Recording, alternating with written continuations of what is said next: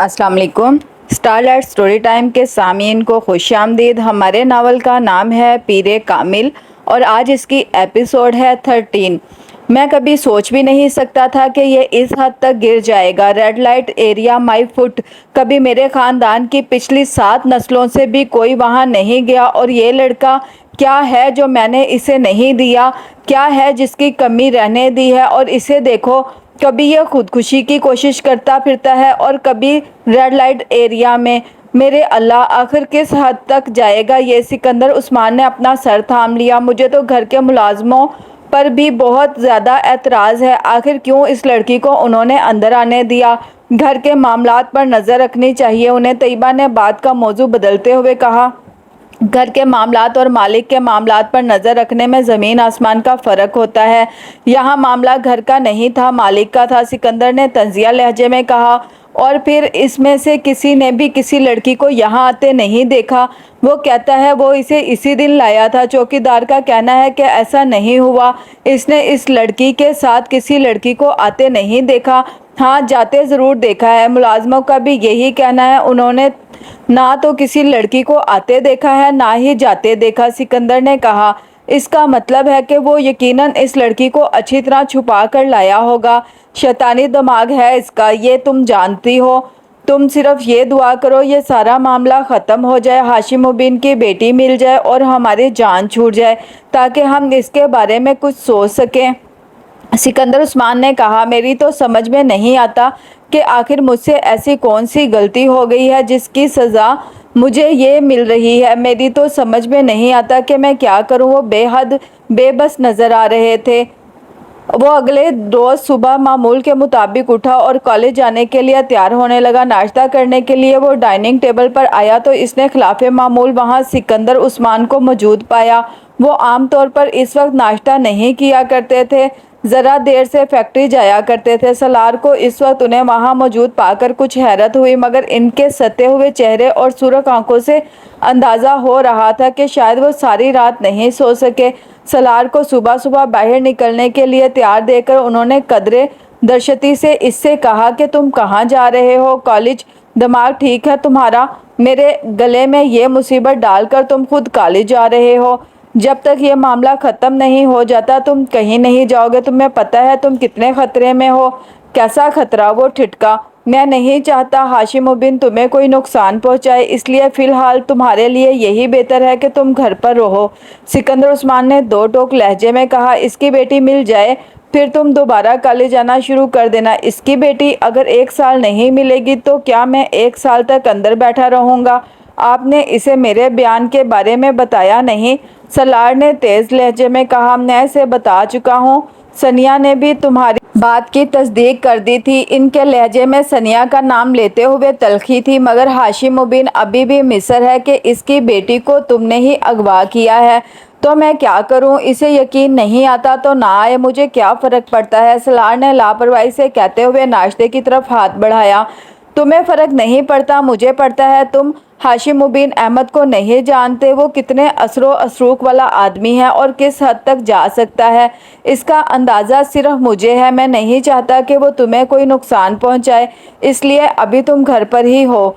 सिकंदर उस्मान ने ये इस बार कुछ नरम लहजे में कहा। शायद उन्हें अंदाज़ा हो गया था कि इनकी सख्ती का कोई असर नहीं होगा, वो इनकी बात नहीं मानेगा। पापा, मेरे स्टडीज़ का हर्ज होगा। सॉरी, मैं घर पर नहीं बैठ सकता। सलार सिकंदर उस्मान के लहजे की नरमी से मुतासिर नहीं हुआ था। तुम्हारा हर्ज होता है या नहीं, मुझे इससे कोई दिलचस्पी नहीं है।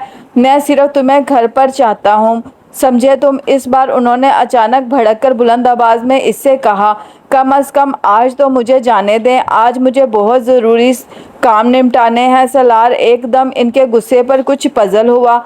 तुम वो काम ड्राइवर को बता दो, वो कर देगा, या फिर किसी दोस्त से फ़ोन पर बात कर लो। सिकंदर ने हतमी अंदाज में कहा, मगर पापा آپ مجھے اس طرح۔ سکندر عثمان نے اس کی بات نہیں سنی۔ وہ ڈائننگ روم سے نکل رہے تھے۔ وہ کچھ دیر بلند آواز میں بڑبڑاتا رہا، پھر تنگ آ کر خاموش ہو گیا۔ وہ جانتا تھا کہ سکندر عثمان اسے باہر نکلنے نہیں دیں گے، مگر اسے بات کی توقع نہیں تھی۔ اس کا خیال تھا کہ ثانیہ کو سامنے لانے پر اس کی اپنی فیملی کے ساتھ ہاشم مبین بھی مطمئن ہو جائیں گے اور کم از کم یہ مصیبت اس کے کندھوں سے اتر جائے گی۔ مگر اس کے لیے سکندر عثمان کا یہ انکشاف حیران کن تھا کہ ہاشم مبین نے ابھی بھی اس کے بیان پر یقین نہیں کیا تھا۔ سالار وہاں بیٹھا ناشتہ کرتے ہوئے کچھ دیر ان تمام معاملات کے بارے میں سوچتا رہا۔ کالج نہ جانے کا مطلب گھر میں بند ہو جانا تھا اور وہ گھر میں بند نہیں ہونا چاہتا تھا۔ اس کا موڈ یکدم آف ہو گیا۔ ناشتہ کرتے کرتے اس نے اسے ادھورا چھوڑ دیا اور اپنے کمرے کی طرف چل دیا۔ سکندر صاحب، میں آپ سے ایک بات کہنا چاہتی ہوں۔ وہ لاؤنج میں بیٹھے تھے جب ملازمہ کچھ جھجکتے ہوئے ان کے پاس آئی۔ ہاں کہو، پیسوں کی ضرورت ہے، سکندر عثمان نے اخبار پڑھتے ہوئے کہا۔ وہ اس معاملے میں خاصے فراخ دل تھے۔ نہیں صاحب جی، ایسی کوئی بات نہیں ہے، میں کچھ اور کہنا چاہتی ہوں آپ سے۔ بولو۔ وہ ہونس اخبار میں منہمک تھے۔ ملازمہ کچھ پریشان ہونے لگی۔ ناصرہ نے بہت سوچ سمجھ کر سالار اور امامہ کے بارے میں سکندر عثمان کو بتانے کا فیصلہ کیا تھا، کیونکہ اسے یہ سب کچھ بہت پریشان کن لگ رہا تھا۔ وہ نہیں چاہتی تھی کہ جلد یا بعد دیر یہ پتہ چل جائے کہ ان دونوں کے درمیان رابطے کا ذریعہ وہ تھی اور پھر اسے اور اس کے پورے خاندان کو پولیس کا سامنا کرنا پڑے۔ اسی لیے اپنے شوہر سے مشورے کے بعد اس نے سکندر عثمان کو سب کچھ بتانے کا فیصلہ کر لیا تھا کہ کم از کم وہ دونوں گھر والوں میں سے کسی ایک کی ہمدردی اپنے ساتھ رکھے۔ چپ کیوں ہو؟ بولو۔ سکندر عثمان نے اسے خاموش پا کر ایک بار پھر اس سے کہا۔ ان کی نظریں ابھی بھی اخبار پر جمی ہوئی تھی۔ سکندر صاحب، میں آپ کو سالار صاحب کے بارے میں کچھ بتانا چاہتی ہوں، ناصرہ نے بالآخر ایک طویل توقف کے بعد کہا۔ سکندر عثمان نے بے اختیار اخبار اپنے چہرے کے سامنے سے ہٹا کر اسے دیکھا۔ سالار کے بارے میں کیا کہنا چاہتی ہو؟ انہوں نے اخبار کو سامنے سینٹر ٹیبل پر پھینکتے ہوئے سنجیدگی سے کہا۔ سالار صاحب اور امامہ بی بی کے بارے میں کچھ بتانا چاہتی ہوں۔ سکندر عثمان کا دل بے اختیار اچھل کر حلق میں آ گیا۔ کیا؟ بہت دن پہلے ایک دن سالار صاحب نے مجھ سے کہا تھا کہ میں ان کا موبائل اپنی بیٹی کے ہاتھ امامہ بی بی کو پہنچا دوں۔ سکندر عثمان کو لگا وہ دوبارہ کبھی ہل نہیں سکیں گے۔ تو ہاشم مبین احمد کا خیال اور اصرار ٹھیک تھا، ان کے بدترین قیاس اور اندازے درست تھے۔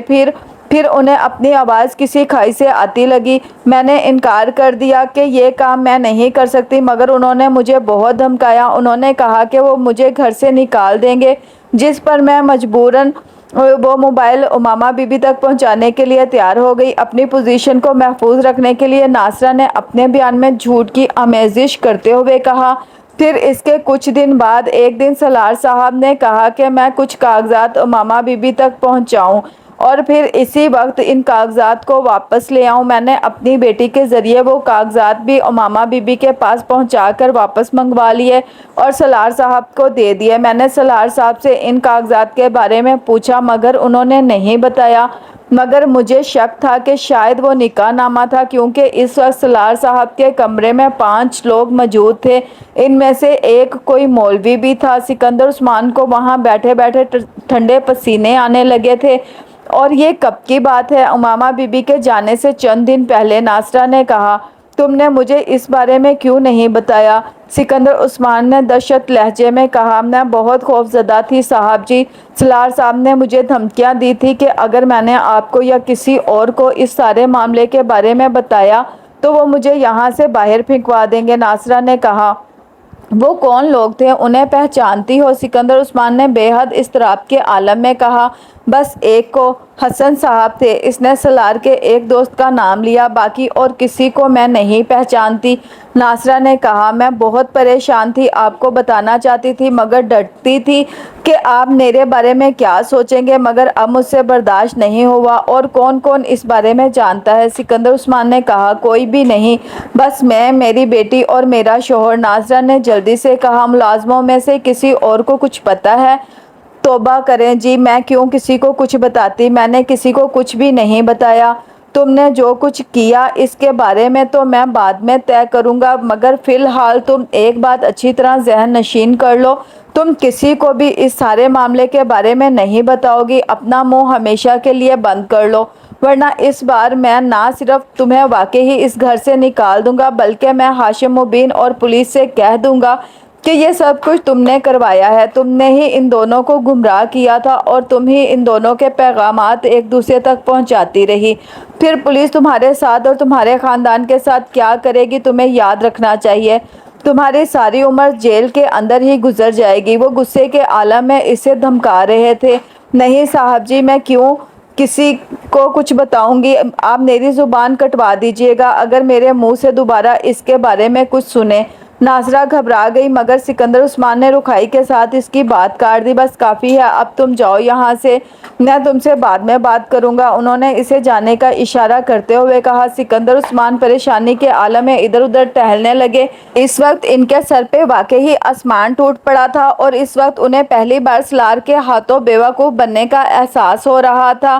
وہ کس ڈٹائی مہارت اور بے ہودگی سے ان سے جھوٹ پر جھوٹ بولتا اور انہیں دھوکہ دیتا گیا تھا اور انہیں اس کا احساس تک نہیں ہو سکا تھا، اور اگر ملازمہ انہیں یہ سب کچھ نہ بتاتی تو وہ ابھی بھی ٹانگ پر ٹانگ رکھ کے مطمئن بیٹھے ہوتے، یہی سوچ کر کہ سالار امامہ کے ساتھ انوالو نہیں ہے اور نہ ہی اس کی گمشدگی میں اس کا کوئی حصہ تھا۔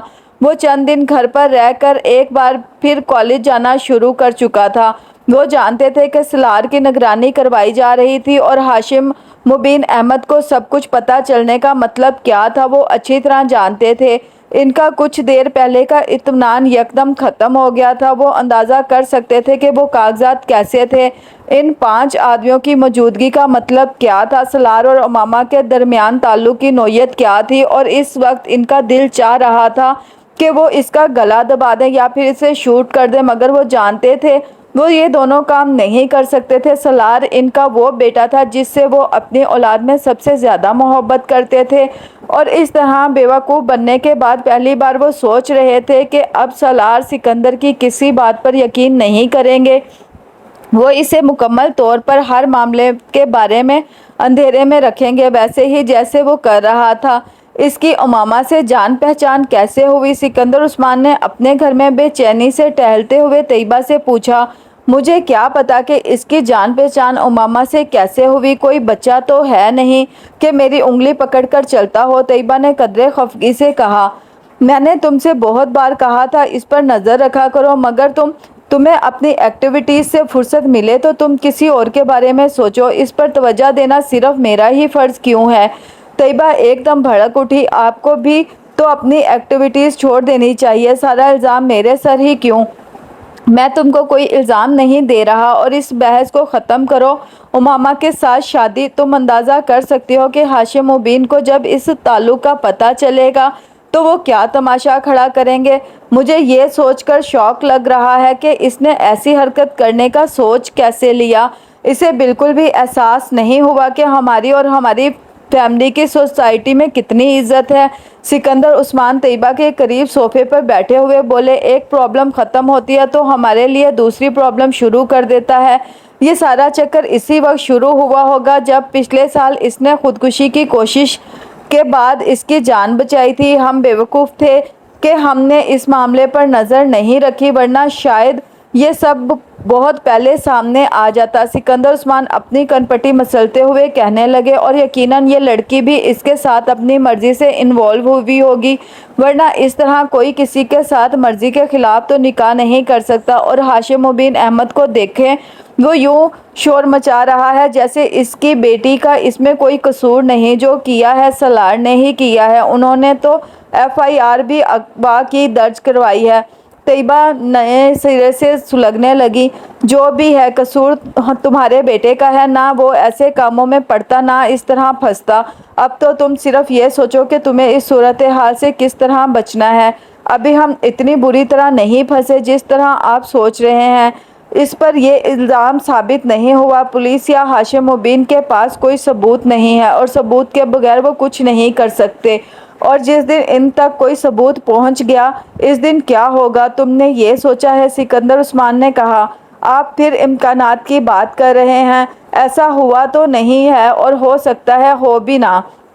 اس نے اگر ہمیں اتنا بڑا دھوکہ دے دیا ہے تو ہو سکتا ہے ایک اور دھوکہ یہ ہو کہ اس کا رابطہ اس لڑکی کے ساتھ نہیں ہے، ممکن ہے یہ ابھی بھی اس لڑکی کے ساتھ رابطے میں ہو۔ سکندر عثمان کو خیال آیا، ہاں ہو سکتا ہے، پھر کیا کیا جائے؟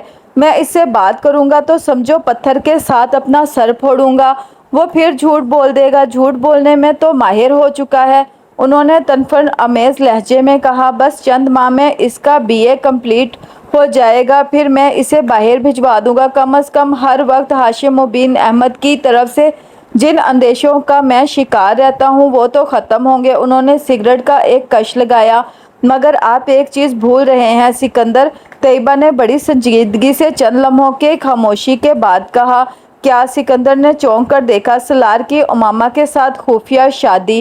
اس شادی کے بارے میں جو کچھ بھی کرنا ہے وہ آپ کو خود ہی کرنا ہے۔ آپ کیا کریں گے اس شادی کے بارے میں؟ طلاق کے علاوہ اس شادی کا اور کیا کیا جا سکتا ہے؟ سکندر عثمان نے قطعی لہجے میں کہا۔ وہ شادی ماننے پر تیار نہیں ہے تو طلاق دینے پر رضامند ہو جائے گا۔ جب میں اسے ثبوت پیش کروں گا تو اسے اپنی شادی کا اعتراف کرنا ہی پڑے گا، اور اگر شادی کا اعتراف کرنے کے بعد بھی اس نے امامہ کو طلاق دینے سے انکار کر دیا تو کوئی نہ کوئی راستہ نکالنا پڑے گا، اور وہ میں نکال لوں گا، چاہے وہ اپنی مرضی سے اسے طلاق دے یا پھر مجھے زبردستی کرنا پڑے۔ یہ معاملہ ختم کر دوں گا میں۔ اس طرح کی شادی انسان ساری عمر خوار کرتی ہے، اس سے تو پیچھا چھڑانا ہی پڑے گا، ورنہ میں اسے اس بار مکمل طور پر اپنی جائیداد سے آگ کر دینے کا ارادہ رکھتا ہوں۔ سکندر عثمان نے دو ٹوک انداز میں کہا۔ حسن کچھ دیر پہلے اسلام آباد کے ایک ہوٹل میں تھا جب اچانک اسے اپنے والد کی کال ملی۔ وہ جلد از جلد اپنے گھر پہنچنے کے لیے کہہ رہے تھے۔ ان کا لہجہ بے حد عجیب تھا مگر حسن نے توجہ نہیں دی، لیکن جب 15 منٹ بعد اپنے گھر پہنچا تو پورچ میں کھڑی سکندر عثمان کی گاڑی دیکھ کر چکنا ہو گیا۔ وہ سالار کے گھر کی تمام گاڑیوں اور ان کے نمبرز کو اچھی طرح پہچانتا تھا۔ سکندر انکل کو میرے اس معاملے میں انوالو ہونے کے حوالے سے کوئی ثبوت نہیں ملے ہیں، اس لیے مجھے پریشان ہونے کی ضرورت نہیں ہے۔ وہ زیادہ سے زیادہ سالار کا دوست سمجھ کر پوچھ گچھ کے لیے آئے ہوں گے۔ میں بڑے اطمینان سے ان کی باتوں کا جواب دوں گا اور کسی بھی الزام کی تردید کر دوں گا، لیکن میری پریشانی پاپا کے سامنے میری پوزیشن مشکوک کر دے گی، اس لیے انکل سکندر کو دیکھ کر مجھے کوئی رد عمل ظاہر نہیں کرنا چاہیے۔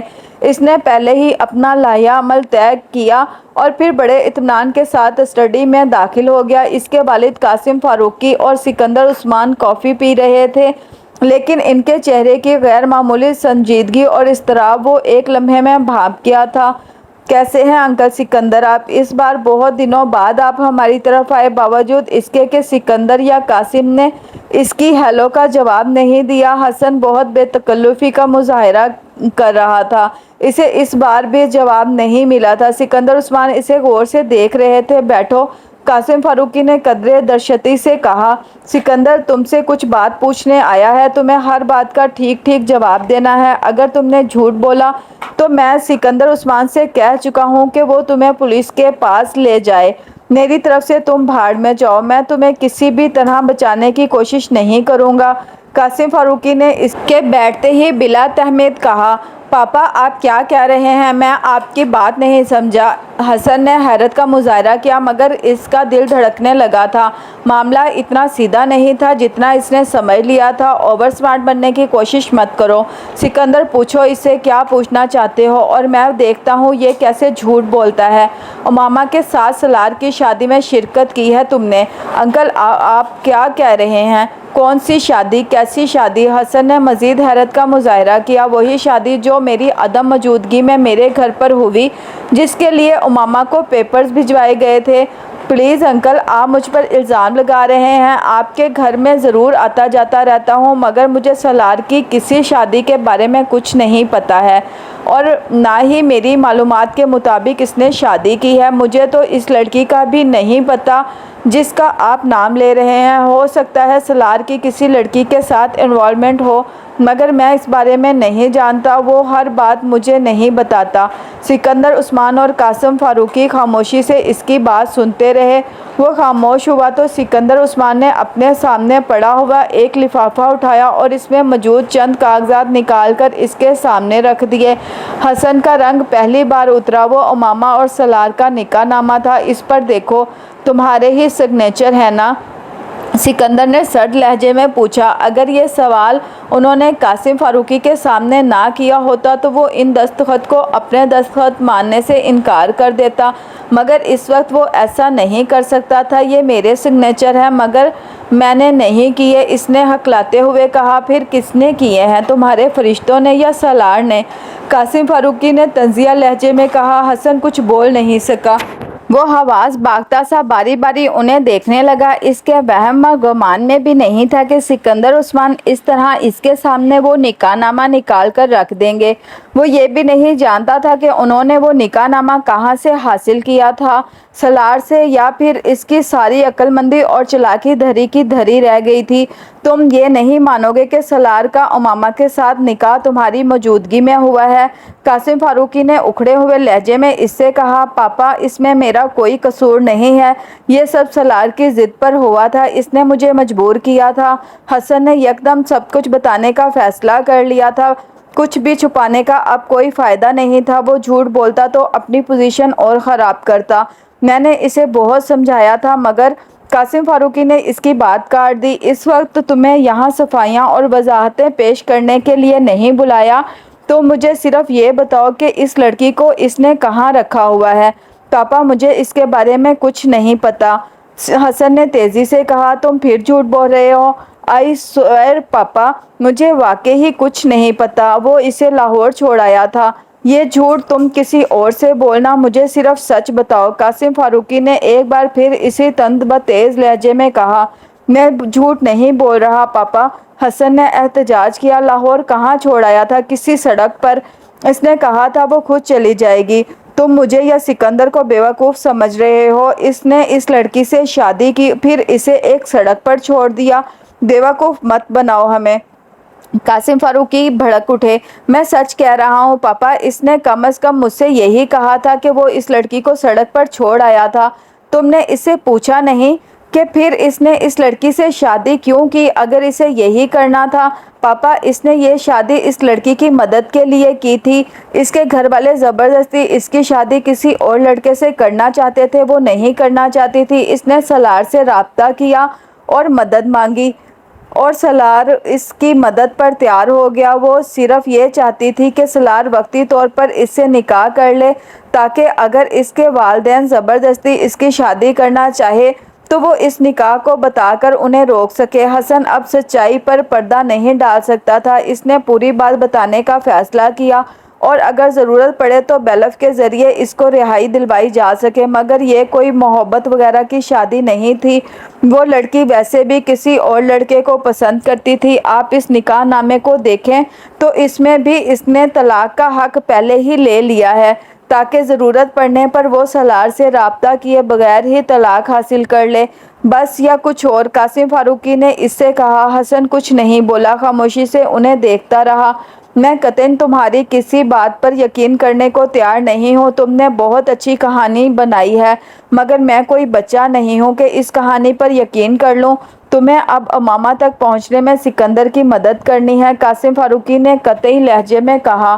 پاپا، یہ میں کیسے کر سکتا ہوں؟ مجھے اس کے بارے میں کچھ پتہ ہی نہیں ہے، حسن نے احتجاج کیا۔ تم یہ کیسے کرو گے یہ تم خود جان سکتے ہو، مجھے صرف یہ بتانا ہے کہ تمہیں کیا کرنا ہے۔ پاپا پلیز، آپ مجھ پر یقین کریں، میں امامہ کے بارے میں کچھ نہیں جانتا، نکاح کروانے کے علاوہ میں نے اور کچھ نہیں کیا، حسن نے کہا۔ تم اس کے اتنے قریب ہو کہ اپنی خفیہ شادی میں وہ تمہیں گواہ کے طور پر لے رہا ہے، مگر تمہیں یہ نہیں پتا کہ اس کی بیوی گھر سے بھاگنے کے بعد اب کہاں ہے۔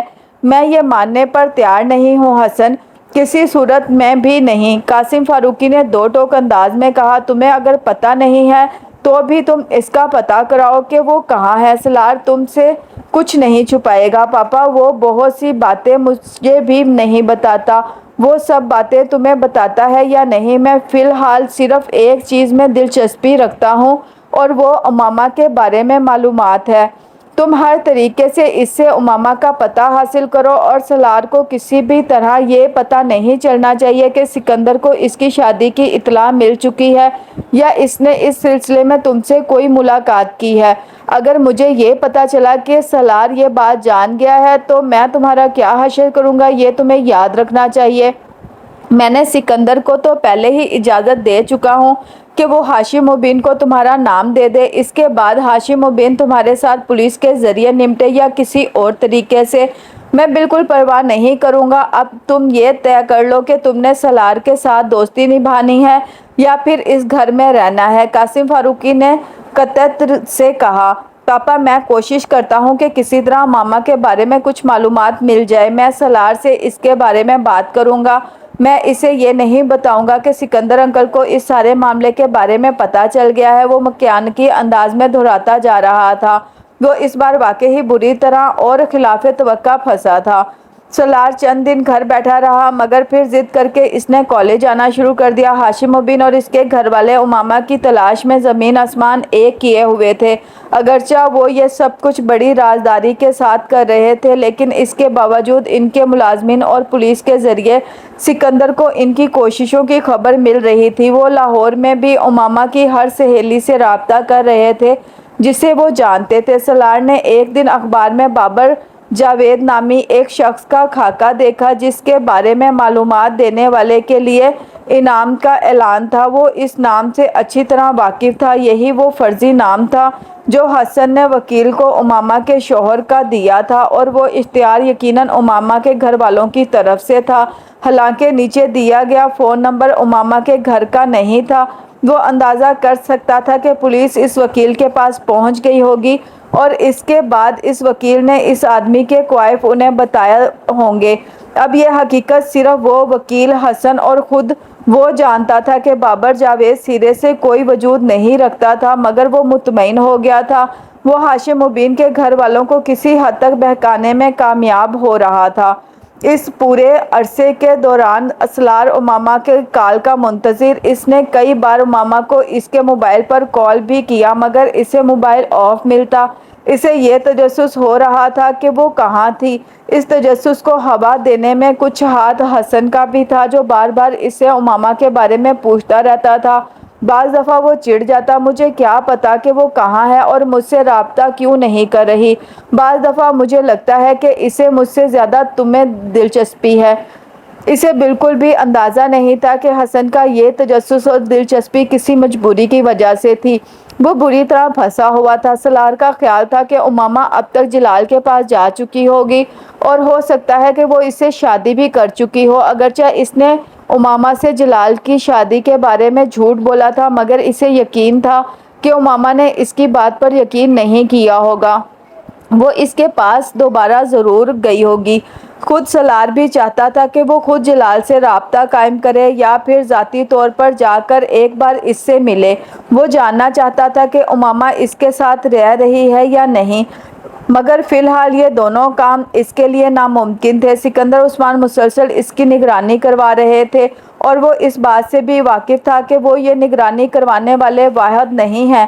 ہاشم مبین احمد بھی یہی کام کروا رہے تھے اور اگر وہ لاہور جانے کا ارادہ کرتا تو اول تو سکندر عثمان اسے جانے ہی نہ دیتے اور بالفرض جانے کی اجازت دے بھی دیتے تو شاید خود بھی اس کے ساتھ چل پڑتے اور وہ یہ نہیں چاہتا تھا۔ وقت گزرنے کے ساتھ ساتھ اس سارے معاملے میں اس کی دلچسپی کم سے کم ہوتی جا رہی تھی۔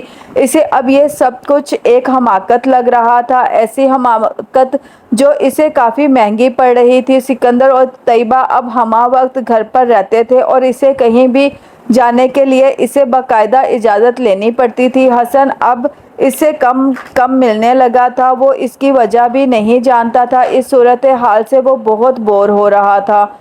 وہ اس رات کمپیوٹر پر بیٹھا تھا جب اس کے موبائل پر ایک کال آئی تھی۔ اس نے کی بورڈ پر ہاتھ چلاتے ہوئے لاپرواہی سے موبائل اٹھا کر دیکھا اور پھر اسے ایک جھٹکا لگا تھا۔ اسکرین پر موجود نمبر اس کے اپنے موبائل کا تھا۔ امامہ اسے کال کر رہی تھی۔ تو بالآخر آپ نے ہمیں یاد کر ہی لیا، اس نے بے اختیار سیٹی بجائی۔ اس کا موڈ یکدم فریش ہو گیا تھا۔ کچھ دیر پہلے والی بوریت یکسر غائب ہو گئی تھی۔ میں تو سمجھ بیٹھا تھا کہ اب تم مجھے کبھی کال نہیں کرو گی۔ اتنا لمبا عرصہ لگا دیا تم نے؟ رسمی الیکس لیگ کے بعد اس نے پوچھا۔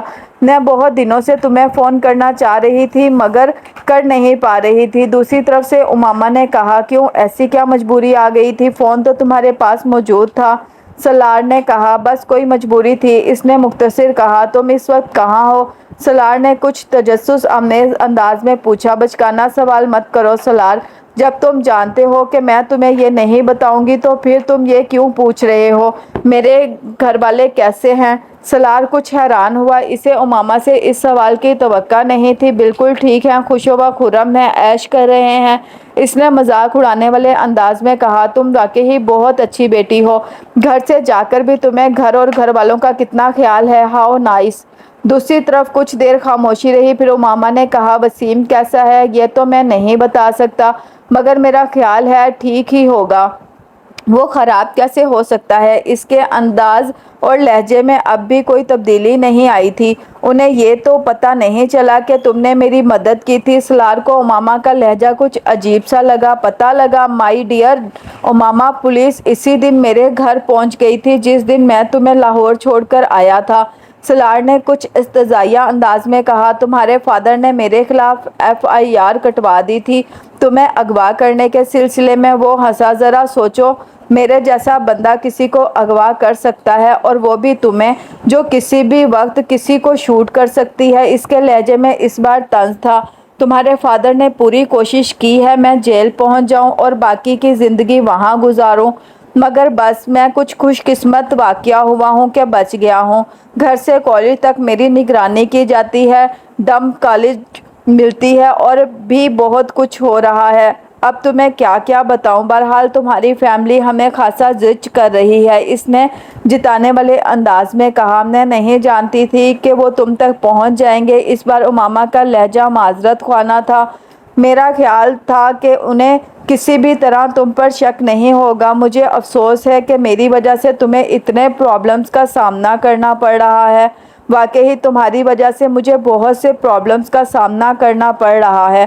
میری کوشش تھی کہ میں پہلے خود کو محفوظ کر لوں پھر ہی تمہیں فون کروں اور اب میں واقعی محفوظ ہوں۔ سالار نے کچھ تجسس آمیز دلچسپی کے ساتھ اس کی بات سنی۔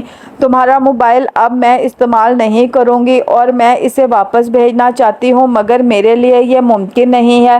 وہ اسے بتا رہی تھی۔ میں تمہیں کچھ پیسے بھی بھجواؤں گی ان تمام اخراجات کے لیے جو تم نے میرے لیے کیے۔ سالار نے اس بار اس کی بات کاٹی۔ نہیں، پیسے رہنے دو، مجھے ضرورت نہیں، موبائل کی بھی ضرورت نہیں ہے، میرے پاس دوسرا ہے، تم چاہو تو اسے استعمال کرتی رہو۔ نہیں، میں اب اسے استعمال نہیں کروں گی، میری ضرورت ختم ہو چکی ہے، اس نے کہا۔ کچھ دیر وہ خاموش رہی، پھر اس نے کہا۔ میں چاہتی ہوں کہ تم اب مجھے طلاق کے پیپر بھجوا دو اور طلاق کے پیپرز کے ساتھ نکاح نامہ کی ایک کاپی بھی جو میں پہلے تم سے نہیں لے سکی۔ کہاں بھجواؤں؟ سالار نے اس کے مطالبے کا جواب کہا۔ اس کے ذہن میں یکدم ایک جھماکا سا ہوا تھا۔ اگر وہ اب طلاق کا مطالبہ کر رہی ہے تو اس کا مطلب یہی تھا کہ اس نے ابھی تک کسی سے شادی نہیں کی تھی، نہ ہی طلاق کے اس حق کو استعمال کیا تھا جو نکاح نامے میں وہ اس کی خواہش پر اسے تجویز کر چکا تھا۔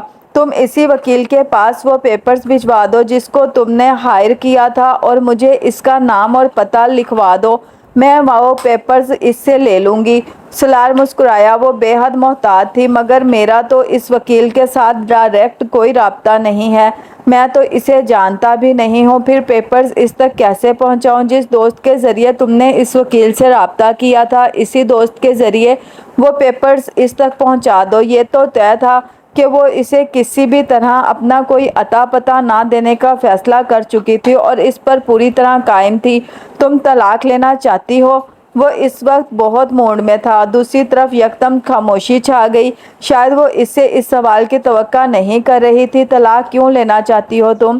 کتنی عجیب بات کر رہے ہو، یہ تو پہلے ہی طے تھا کہ میں تم سے طلاق لوں گی، پھر اس سوال کی کیا تک بنتی ہے؟ امامہ کے لہجے میں حیرانی تھی۔ وہ تپ کی تھی۔ اب تو خاصا لمبا وقت گزر گیا ہے اور میں تمہیں طلاق دینا نہیں چاہتا، سلار نے بے حد سنجیدگی سے کہا۔ وہ اندازہ کر سکتا تھا کہ دوسری طرف اس وقت امامہ کے پیروں کے نیچے سے حقیقتاً زمین نکل گئی ہوگی۔ تم کیا کہہ رہے ہو؟ میں یہ کہہ رہا ہوں امامہ ڈیئر، میں تمہیں طلاق دینا نہیں چاہتا، نہ ہی دوں گا۔ اس نے ایک اور دھماکہ کیا۔ تم طلاق کا حق پہلے ہی مجھے دے چکے ہو، امامہ نے بے اختیار کہا۔ کب، کہاں، کس وقت، کس صدی میں؟ سلار نے اطمینان سے کہا۔ تمہیں یاد ہے میں نے نکاح سے پہلے تمہیں کہا تھا کہ نکاح نامے میں طلاق کا حق چاہتی ہوں میں، اگر تم طلاق نہیں بھی دیتے تو میں خود ہی وہ حق استعمال کر سکتی ہوں۔ تمہیں یہ یاد ہونا چاہیے، وہ جتا رہی تھی۔ اگر میں تمہیں یہ حق دیتا تو تم یہ حق استعمال کر سکتی تھی، مگر میں نے تو تمہیں ایسا کوئی حق دیا ہی نہیں۔ تم نے نکاح نامہ دیکھا، وہاں ایسا کچھ بھی نہیں تھا۔ خیر تم نے دیکھا ہی ہوگا، ورنہ آج طلاق کی بات کیوں کر رہی ہوتی؟ دوسری طرف ایک بار پھر خاموشی چھا گئی۔ سلار نے ہوا میں تیر چلایا تھا مگر وہ نشانے پر بیٹھا تھا۔ امامہ نے یقیناً پیپرز سائن کرتے ہوئے انہیں دیکھنے کی زحمت نہیں کی تھی۔ سلار بے حد محظوظ ہو رہا تھا۔ تم نے مجھے دھوکہ دیا، بہت دیر بعد اس نے امامہ کو کہتے سنا۔ ہاں بالکل اسی طرح جس طرح تم نے پسٹل دکھا کر مجھے دھوکہ دیا، وہ برجستگی سے بولا۔ میں سمجھتا ہوں کہ تم اور میں بہت اچھی زندگی گزار سکتے ہیں۔ ہم دونوں میں اتنی برائیاں اور خامیاں ہیں کہ ہم دونوں ایک دوسرے کو مکمل طور پر کمپلیمنٹ کرتے ہیں۔ وہ اب ایک بار پھر سنجیدگی سے کہہ رہا تھا، زندگی سالار، زندگی اور تمہارے ساتھ یہ ناممکن ہے، امامہ نے طنز لہجے میں کہا۔ مجھے نپولین کی بات دہرانی چاہیے کہ میری ڈکشنری میں ناممکن کا لفظ نہیں ہے، یا مجھے تم سے یہ ریکویسٹ کرنی چاہیے کہ آؤ اس ناممکن کو مل کر ممکن بنائیں۔ وہ اب مذاق اڑا رہا تھا۔ تم نے مجھ پر بہت احسان کیے ہیں، ایک احسان اور کرو، مجھے طلاق دو۔